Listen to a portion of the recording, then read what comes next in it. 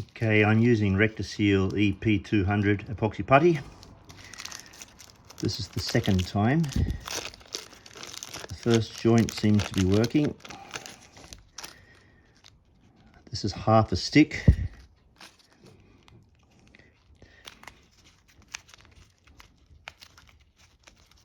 And the kneading's difficult to start with. It's very much like using clay.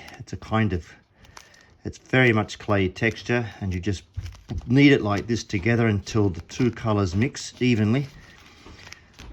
And you've only got 3 minutes, maximum 5 minutes to do this before you actually apply it to the joint, because after that it hardens like rock. So I have to do this, keep doing this for another 2 minutes.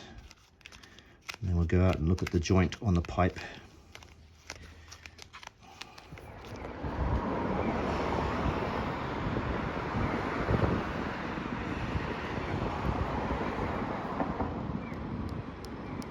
It's hardening off.